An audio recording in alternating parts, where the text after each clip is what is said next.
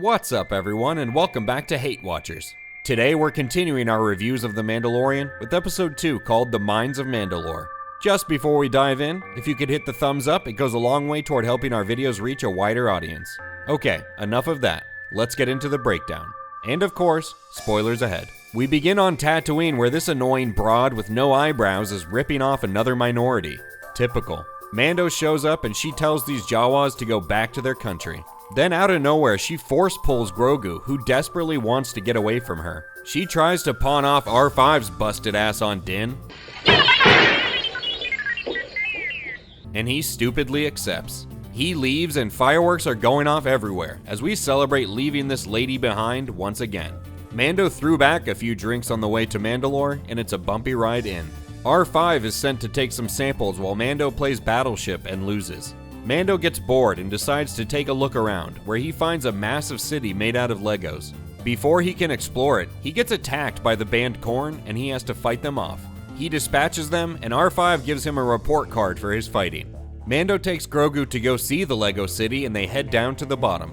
As they explore, they notice Mark Zuckerberg spying on them. Mando admires the trash and garbage of his ancestors. Mando gets grabbed and carried off by a Decepticon. The remains of General Grievous pop out of the Decepticon and strip Mando of his weapons. Grogu tries to save Mando but bails on it pretty quickly and goes in search of a new Mandalorian parent. Zuckerberg tries to eat him on the way out, and then Korn is back, but Grogu says, "Move, bitch! Get out the way! Get out the way, bitch! Get out the way!" Grogu runs directly to Katan, telling her that the Darksaber is just laying on the ground back on Mandalore. So naturally she bolts out before Grogu even finishes his sentence. She flies the crew to Mandalore, and Grogu leads her to the Legos. Katan tries to make small talk, but Korn will not quit and comes back for another beatdown. This thing is starting to squeeze the juice out of Mando. Katan snags the Darksaber and stabs the thing, but it survives and hops in its crab, so she throws on her bib and goes to work carving it up. Mando wakes up just in time to get roofied, but Katan feels bad for Mando being in a cult, and she offers to take him to the mines he seeks. They finally reach the public swimming pool, and Ho reads off the no diving, no running, no glass rules, but Mando's too excited to listen and he starts stripping down. Din baptizes himself, but then accidentally steps off into the deep end, and we learn that Mando can't actually swim. Ho finds him at the bottom and pulls him back up when she passes a freaking Mythosaur.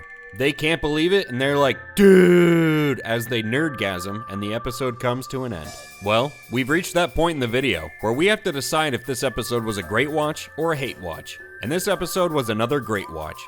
It's another space adventure episode focusing on a character's fantastical journey, and, like with last week, it's something The Mandalorian has always done well. The glassed surface of Mandalore looks amazing, with this green crystalline layer covering everything.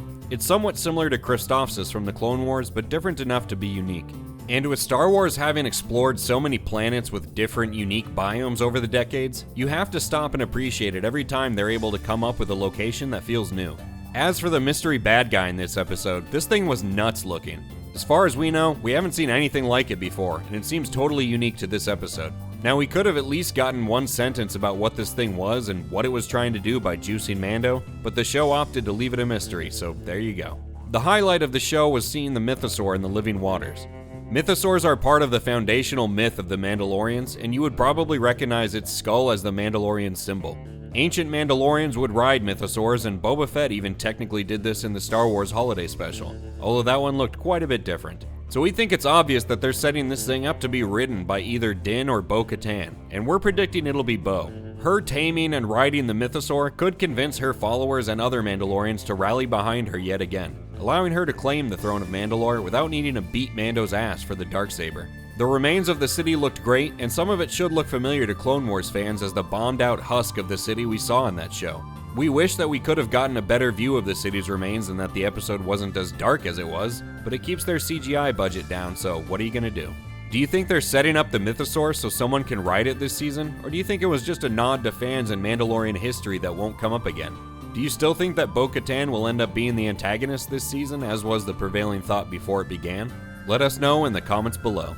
And if you haven't already, please remember to like the video if you liked it, dislike it if you disliked it, and hit the subscribe button down below to stay tuned to the channel for the rest of this third season of The Mandalorian. Thank you for joining us today, and we'll catch you on the next one.